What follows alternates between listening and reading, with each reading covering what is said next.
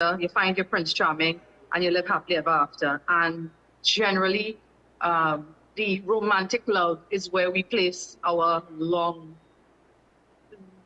the happily ever after is how, I don't know how to express that, but to say this, I'm living my happily ever after, and it doesn't look anything like what I thought it would look like, nothing what the fairy tales tell you it would look like, where, you know, you have your prince and you live in a castle and you live happily ever after.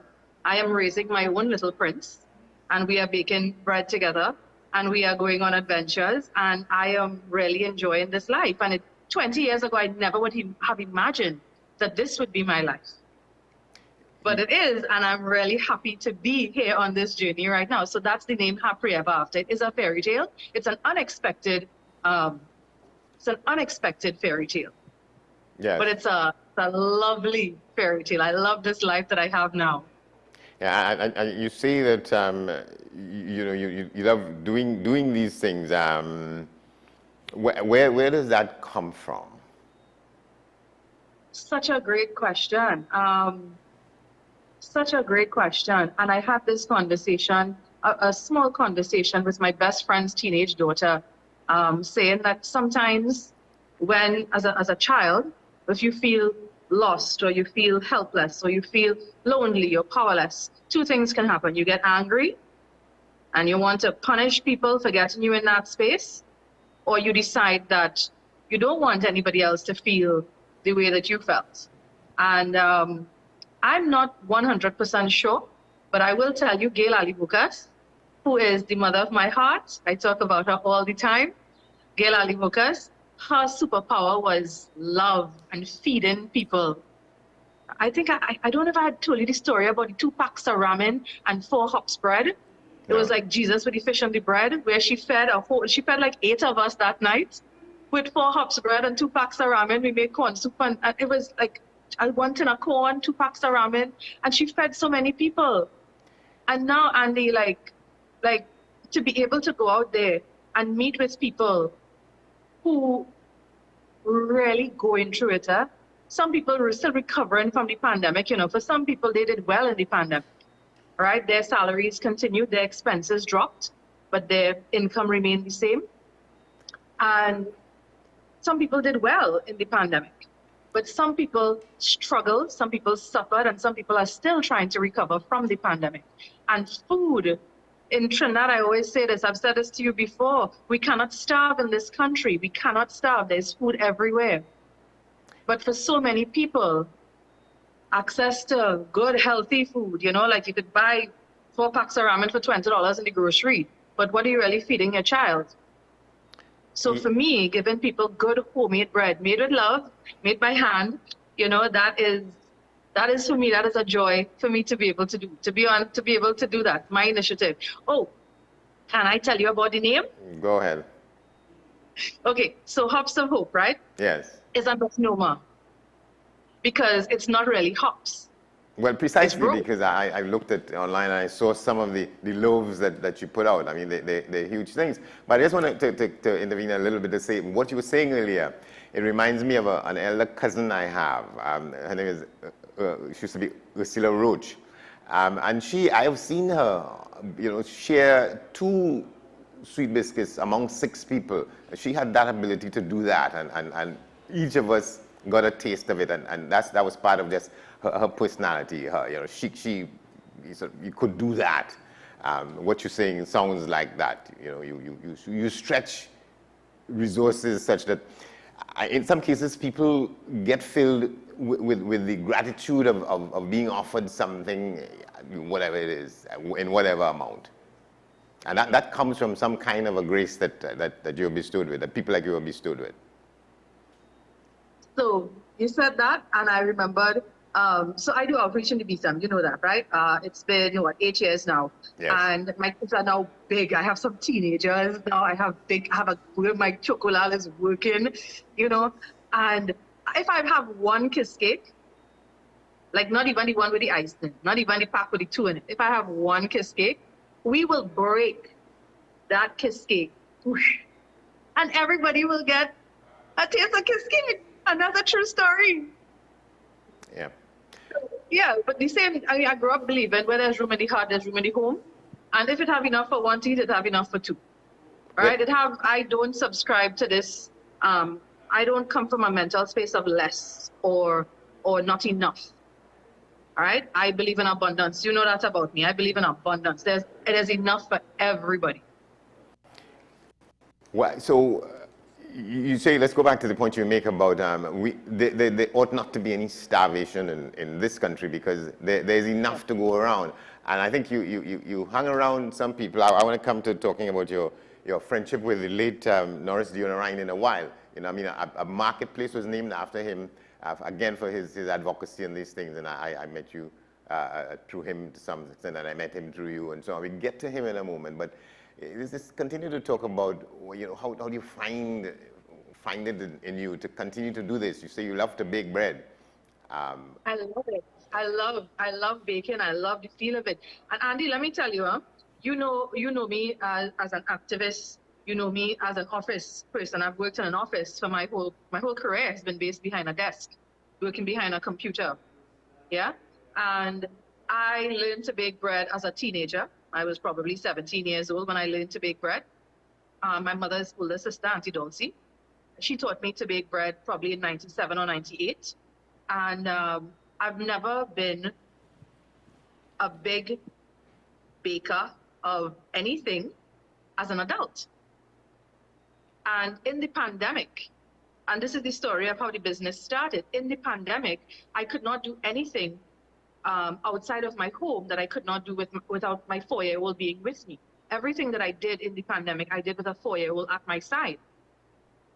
So when I looked at my life, and Auntie Gail's daughter, my cousin Marie, she said, what can you do? You need to look at your life and see what you can monetize. What can you do? I'm like, what do you mean? I'm taking care of a little boy. I'm washing his clothes, I'm washing dishes, and I'm cooking. I'm not going to do any of those things for other people in a pandemic, you know? I'm not washing anybody's clothes in a pandemic. What do? And I slept on it. And I realized I was making bread. My recipe makes 2 loaves. And I was keeping one for my home. And I was gifting the other loaf to whoever, or whichever of my friends at that time would come and drop off groceries or toiletries or market stuff or whatever, because I did not work at the beginning of the pandemic. My last salary was December 2019. We're in May 2024. So I started that business as a thank you.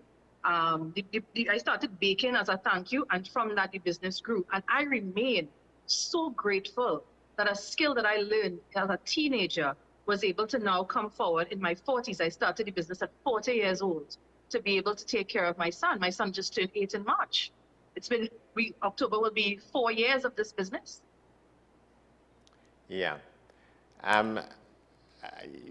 What is your sense of I want to stay on that a little bit, that point about people ought not to be without something to eat in Trinidad and Tobago when the day comes. But what is your sense of the extent of neediness and people who probably go hungry in our country? What is your sense of that? You know, how widespread do you think it is? It is more widespread than I think we appreciate.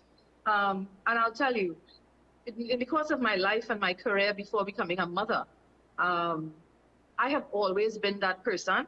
If I see someone putting back groceries at the cashier, like they're checking up and saying, I say, go ahead and I'll pay the rest. I've always been that person, ever since, right? And now in the pandemic, I became that person I sold some bread. I had to check up how much money I had. I went to the grocery and all the cashiers and all the groceries knew me. I'd be like, okay, don't let it go over 200. Don't let it go over 300. Because groceries are astronomical right now. You could go to the grocery and get a little, not even a little basket. You put 5 things in there, 6 things in there, and you have to pay $200-300. How are people making out? Like, and then especially if you come in, if you backtrack, right? And there are people here, working professionals. You put anything you want in your trolley, and you go and you swipe your card, and you don't remember the next day how much you paid for groceries, you know. Yeah. That is the disparity between the haves and the have-nots. There are mothers who have to count and, okay, I can't get cheese today, but I want to get eggs because my kid needs protein, right? But then pack soup because I don't feel like cooking. I'm exhausted. I've been working all 12 hours a day for all week. You know, so I'm faced with all these different situations, you know, for moms who have multiple kids, working moms, married moms even, and still struggling. We have people with 2 incomes still struggling because their hours have been cut. They spend all the time in traffic, so they have to pay for childcare. There's like, I don't think like the conversation to have about how the struggle of feeding children is a conversation, is a small conversation. Because in a time where kids are we have this record number of pediatric cancer patients in this country right now. And you have to ask yourself, what are we feeding our children, right? That is a whole different conversation. So, but right now, in trying to feed children proper food and the cost of vegetables, the cost of fruits, it's easier. You could spend $20 and get a big bag of snacks, you know. Mm-hmm. Nutritional and at 20, but what's the cost of bananas? What's the cost of apples? What's the cost of Portugal? What's the cost of oranges? $5 for orange. What we doing right now? What? And you know, going back to my bread, right? Sneaking in 2 carrots into a loaf of bread, half a cabbage, pimento to get my child to eat vegetables in the pandemic, right? A fussy eater, trying to get him to eat. Now he eats everything. And I don't make bread that my kid wouldn't eat. I would never make a loaf of bread that I wouldn't feed to my child. And to see parents now grateful to have a healthy loaf of bread. I don't put preservatives in the bread. But Andy, I want to tell you how I got the name Hops of Hope. Yes, go ahead, yes. Right, so it's a misnomer. So it's not hops, it's rolls, right? Right. So and loaves, yes. Rolls and loaves, yes. The top 3 above is the loaves, and Hops of Hope is something that we partnered. Well, different people came together, and we have baked between 100 to 200 pounds of bread per month for 2 years at the Chimuk Bakery in Port of Spain. They are an amazing group of people. Natalie Phillips is an amazing, amazing person. The whole team at Chimuk, the staff at Chimuk, they are the best set of people that you could meet, right? So we run that off, and we don't sell the hops. I think you know that. I don't sell hops. So the premise of it is this. I have a lot of friends who join the gym and stop eating carbs, right? They still want to support the business. They still want to support me, because for every loaf of bread that I sell, I feed my child, right? I can buy groceries. That's how my business works. It's that simple. But with the hops, people who want to support but don't eat bread, they say, okay, I'm going to buy a loaf of bread. I'm going to buy a bag of hops, and you can give it to a family in need. You can give it to a single parent home. You can give it to someone in transition who lost their job during the pandemic. I give hops to the shelter in Port of Spain, to the halfway house in Gasparilla, to Serenity Place, which is the rehab down in Cochrane, close to me here in Point Fortin. Well, I give my kids in the Betham. All the time they get, so I stagger it. So not everybody gets every time, but my kids in the Betham get every single time, and I just give it to them. And with the Hops of Hope, a friend asked me 2 years ago, Priya, do you make hot cross buns?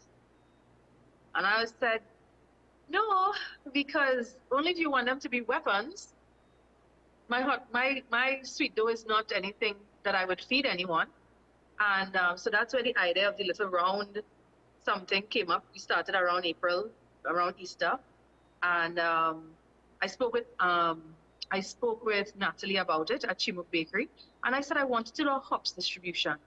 And we pay for the ingredients. That's been our agreement for the past 2 years. I pay her for all the ingredients. All my friends, we put up, and we pay for the flour, the sugar, the salt, the fat, whatever, the oats, whatever we need to put in, we pay for the ingredients, and we make it and we distribute. So the Hops of Hope, Hops of Hope, the actual trigger Yeah. for starting the initiative, right? There was a couple in Princestown. Yeah. I don't know if you remember the story. There was a couple in Princestown who committed suicide together. And they left their 2 little children. And I'm still taken aback by that. Like, how hopeless is your situation that you look at all the options in front of you and decide that suicide is the best option? And I thought to myself, people are really, really struggling. And I mean, I was in a terrible situation. I have no income. I can't work. My little boy is with me all the time. I can't do any kind of work outside of the home without my son. It was at a time where children weren't even allowed in public spaces, public offices, and this kind of thing. So what was I supposed to do? And I reached out and I started this initiative, and I thought to myself, you know, we really, Andy, as a people, as Trinidadians, the same way that we could hug up and love up for Carnival and have all this, exude all this love out into the world, we have to live like that all the time and be our brothers and sisters keeper, because people are struggling right now. All right, I want to go back to what you said about, you know, how you worked behind the desk for some time, because we were, you know, in daily communication when you worked with the great minister. The great minister Basant Bara. Basant Bara for a while.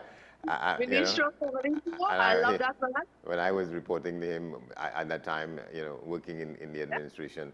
But you don't get the, but I mean you were doing this stuff on the side of that, or putting equal time and effort into that as well as doing the job you were doing. How do you balance that? How did you balance that? I have no idea, and I don't. So like right now, exhaustion is my state of being. I am a mother, first and foremost, full-time. That's me. Everything I do revolves around Raiden. I put all my energy into him, and you know how much energy I have, because I'm accustomed doing so many things for so many people and trying to fill that gap.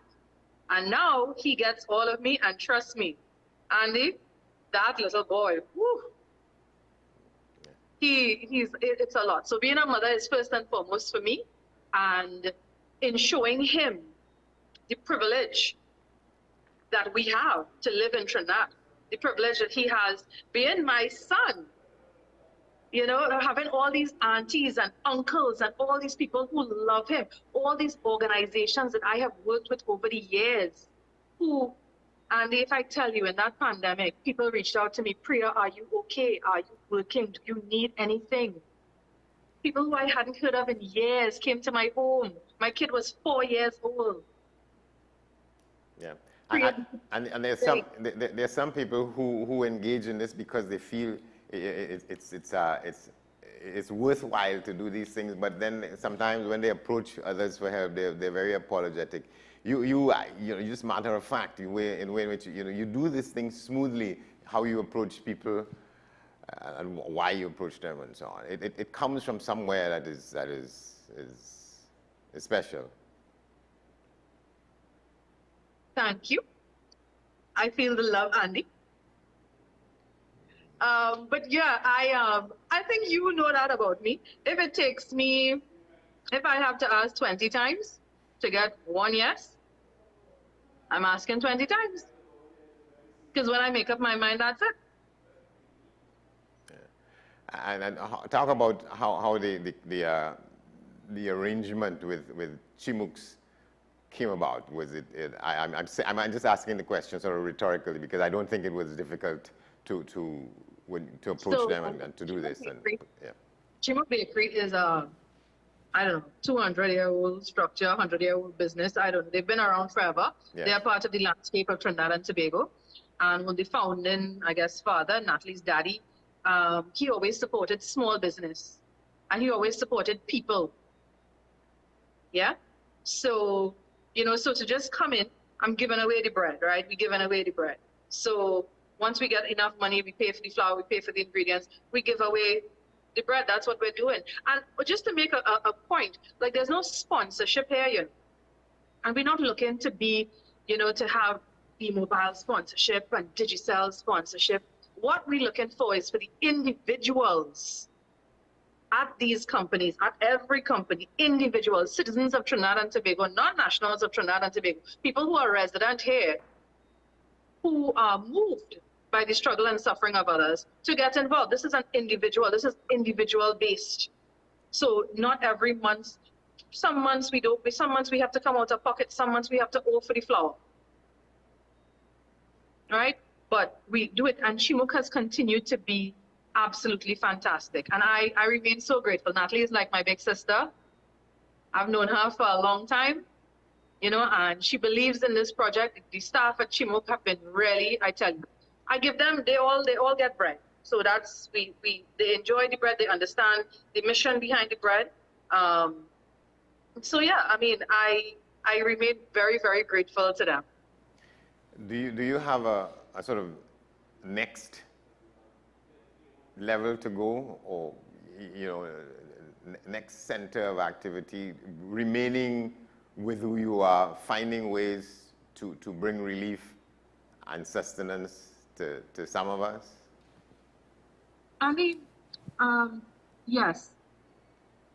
And I'm just sharing it here. This is what I've been playing with in my mind. So food is very important to me. I think food, nobody should have to beg for food. I think that people should be able to feed their family with dignity. And I don't think that anybody asking for food should be refused. If you can't feed somebody, feed them. Don't judge them, don't ask questions. If somebody asks you for food, feed them, right? And I feel that now, after the pandemic, after everything that's happened and life adjustments that so many people have had to make, mental and emotional health remains a real, like people are struggling. And right now I'm reaching out to my friends to try and make up money for a single mom. She needs to talk to somebody. She needs to talk to somebody. People are struggling. And I reached out to a couple of friends and I said, you know what we should do? Let's go Toko. Let's go Toko and unplug and recharge and reconnect with each other and have some conversations in this day and age with social media and likes and scrolling. When is the last time you really sat, had a cup of coffee, had a cup of tea, you know, and listened to the birds and had a conversation? How are you? When is the last time you asked somebody, how are you doing? When is the last time somebody asked you, how are you doing? How's your head? How's your heart? What's going on? And I feel that that is my next mission going forward, to really allow myself to give, to put into this life what I really wanted for myself in the pandemic, which was, you know, a sounding board. My friends held me and held me tightly. Yeah? So mental health is important. I mean, food is important. Food is always important. Yeah, but mental health and emotional well-being, absolutely, I think we need to give that priority. Yeah. So you're planning what other people will refer to as a retreat to sort of... Yeah, I want to do one for some single moms. I have some single moms who are really, really struggling. And as a single mom myself, I have a real beautiful support system. It's not easy. It's physically exhausting because it's physically only me. But, you know, Raiden gets books and, you know, he has bigger cousins who, we get jeans, we get shoes, you know, so we are in the middle of a line. So things come down to us and then it goes down to the next kid in line. So I don't have that worry in my mind about how am I going to clothe my child, or he needs a new pair of sneakers. He's 8 now. I just ask my friends who have 10-year-old kids, 9-year-old kids, listen, you know. But right now, a retreat for a couple of moms who've been really, really going through it, whose tribe is a little limited, whose community is a little limited. They can't take a vacation. You know, I know people who they fly out every time school closes. You know, their kids have so much stamps in their passports. And then I have friends who can't even take a staycation. They can't even go to Mayaro for a night. And that's what I want to do. I want to give some moms and some kids, let's go watch some turtles. Yeah, let's do it. Yeah, I'm told we have about 2 minutes left, and I wanted to just go back to Norris Jr. for that time. So you're driving along the highway and seeing this name on the marketplace in Mokoya. Just talk a little bit about how that came about and how, you know, his name and his activism deserves to be preserved. Indeed, you said we have 2 minutes. You're going to make me cry at the end, man. His sister just passed away, you know. I didn't know that. And she was like Raiden's grandma. So I asked all my young people, everybody, like, do you know who's Norris Jr., right? Do you know who the market is named for? And I speak about him. You know, Raiden speaks about him. Raiden has never met him. This year is, how many years? 12 years? Since he died. Yeah. I met with Makemba. You know Makemba Kunle at Studio 66? Of course. Yes, and we were talking about it. He was there for the launch when we did the name.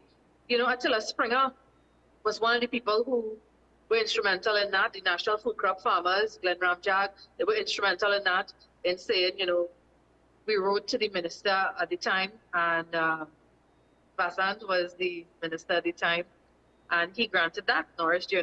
the Norris Jr. wholesale market.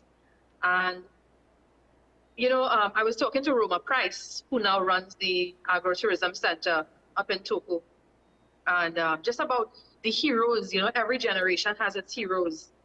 And if we don't talk about our generation's heroes to this generation, then how are they remembered? People live on when we speak about them, Norris Jr. and Michael Alls. Like, there have been so many lovely, amazing people who have given of themselves to this country, you know?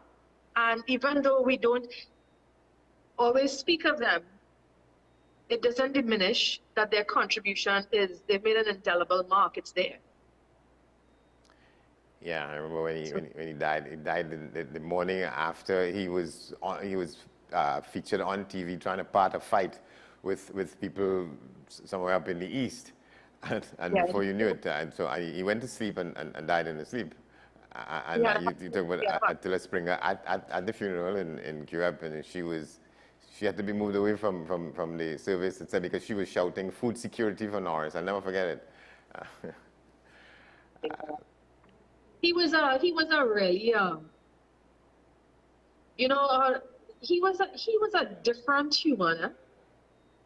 He had such a huge heart, a huge love for this country, and he had such a fierce, amazing spirit that if I could do something to make people's life better, to improve the lives of the farmers, I'm going to. Yeah, and all right. Absolutely. All right, we're going to have to plan a part 2 of this, because this is where we have to leave it. Priya Ganesnan. Thank you very much. We still have to talk about the anniversary, Andy. Yeah, we will come there. 2 years. Yes. All right. We'll mention it. So when it's coming up? Okay. Well, thank you for having me. Thanks for the opportunity. You're very welcome. See you soon. Okay, take care, Andy. Bye-bye. All right. This has been 10 Questions. I'm Andy Johnson. Thanks for watching. We'll see you next time.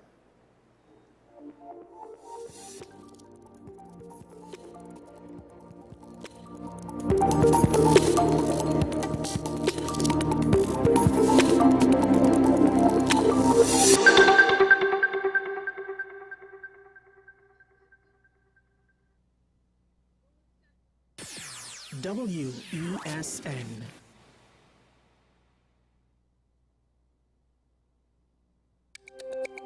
Every word, every line, every paragraph depicts a real moment in someone's life. A father, a sister, a mother, a brother.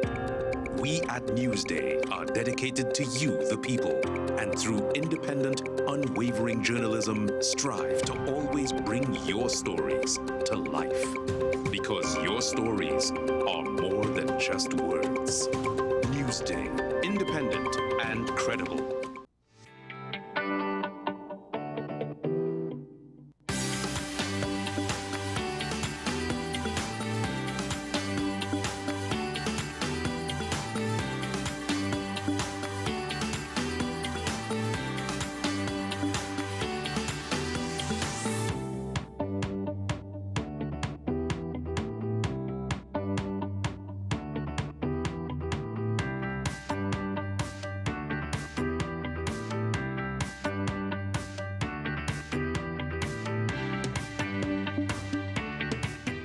Coming soon to WESN. Pastor J, I want to get a tattoo. You really want to me. Respond to me how you would respond to me. The first question I'll ask is why? Controversial taboo topics. We get so consumed by church, we forget that we have to live the life of being a Christian outside of the Sunday. Like you say, services. we think going to a service makes us a Christian. Exactly. Yeah, right. So here we are about to hear the second time Pastor J wanted to take a tattoo. Would have been late last year and early this year. Hope Unfiltered podcast with Pastor J and Ren. Coming soon to WESN.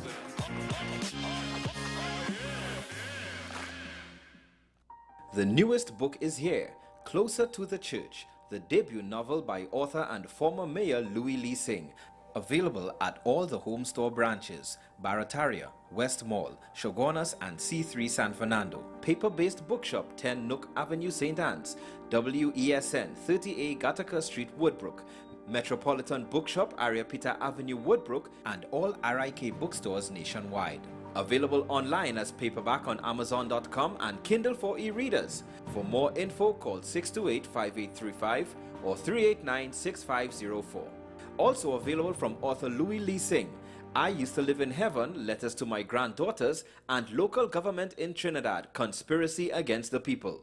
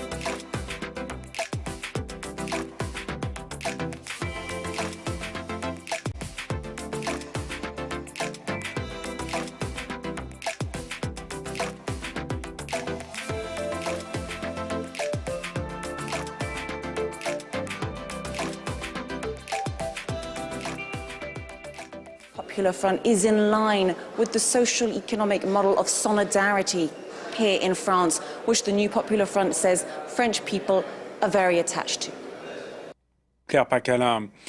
South Korea summoned Russia's ambassador to protest the country's new defense pact with Pyongyang. Before leaving Vietnam, Vladimir Putin warning Seoul against stepped-up weapons supplies to Ukraine. Those who send these missiles to Ukraine think that they are not fighting us. But I said, including when I was in Pyongyang, that we reserve the right to supply weapons to other regions of the world with regard to our agreements with the Democratic People's Republic of Korea. I don't rule that out either. And where will they go next?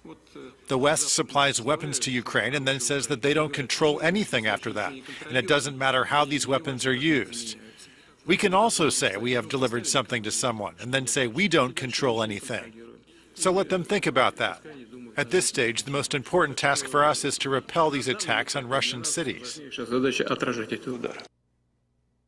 Now, Ukraine's presidents thanked the U.S. after the Biden administration announced it's putting Kyiv top of the list for deliveries of Patriot interceptor missiles after Wednesday's overnight's latest Russian strikes targeting Ukraine's power grid. Authorities in Kyiv have responded in kind this Friday, targeting 4 oil refineries in southern Russia. For more, let's cross now to Ketevan Gorgistani from our International Affairs Desk. Yeah, the promises of new long-range missiles, it doesn't come in a vacuum.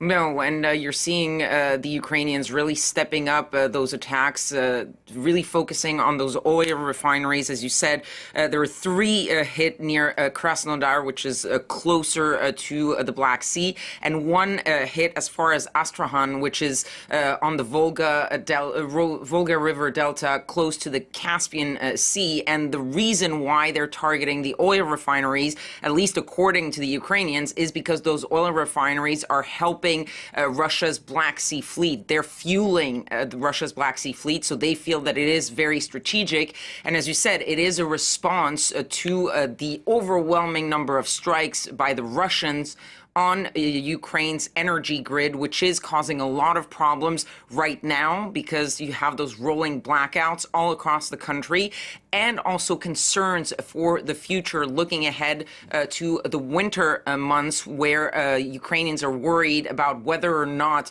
they're going to be able to rebuild, reconstruct that energy grid, and whether it will hold for